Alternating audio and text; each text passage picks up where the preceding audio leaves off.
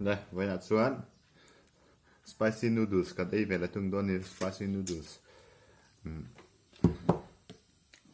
Masakan betul lo. Tapi beldon nih masa.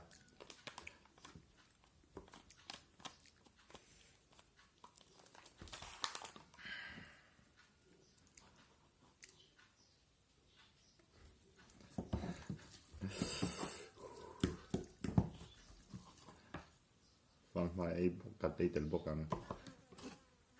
Papa. Hi. Thay na sang. Ani. Marsa puite. Arim matang dengan pada thak hal.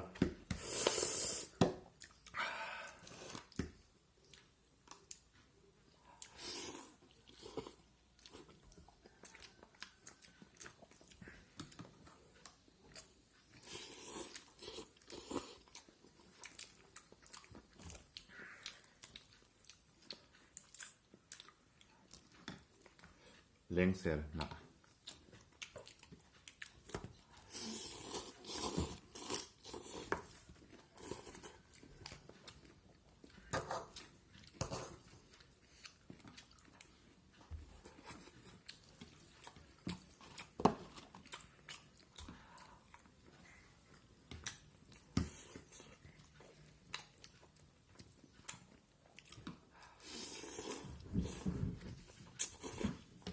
Come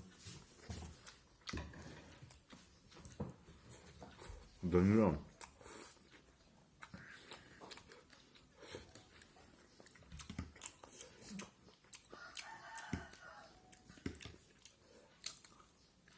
Phần mà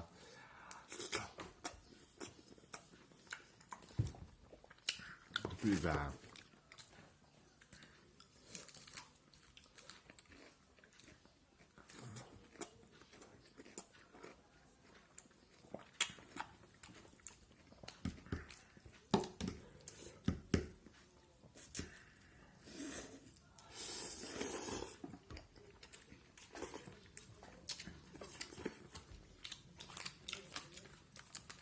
kental beliang.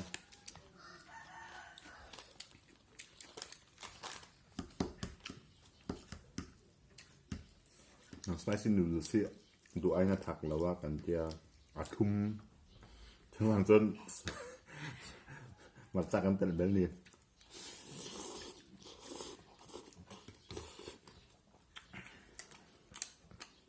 Mantap quý.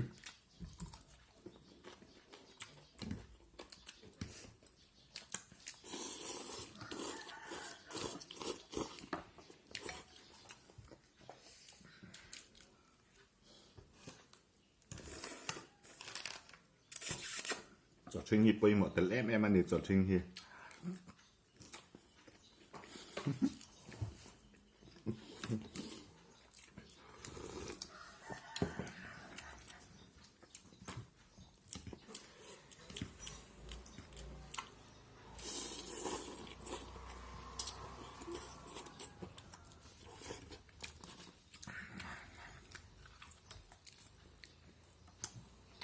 Ông bà có từng nhớ được rồi.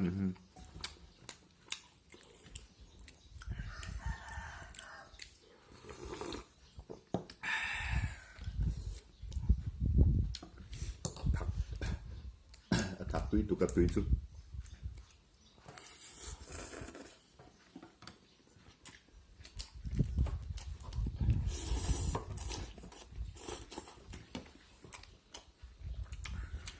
Phần mà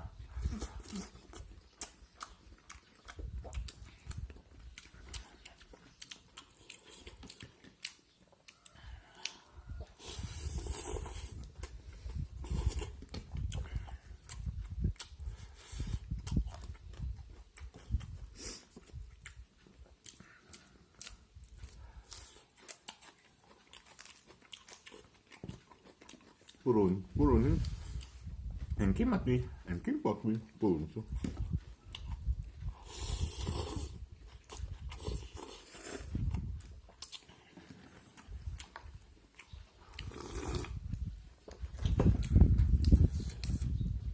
Tapi tak vậy đâu tùy nên cần xem mà tùy cái thằng vậy đâu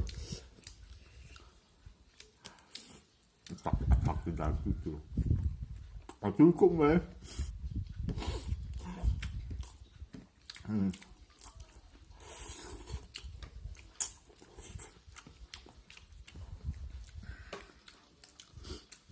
phần ba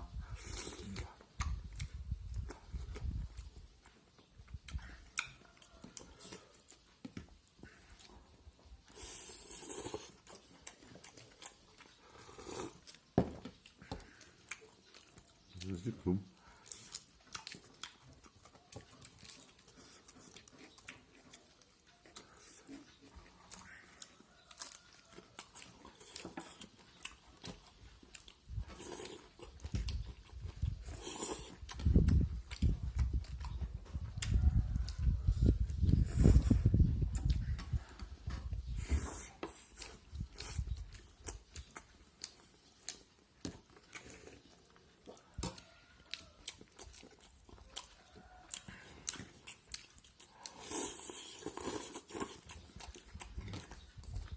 có chắc có bao lần xem mà tụt đấy tiền à tụi mẹ thế này mà chứ là nên xem về chắc á anh xem về này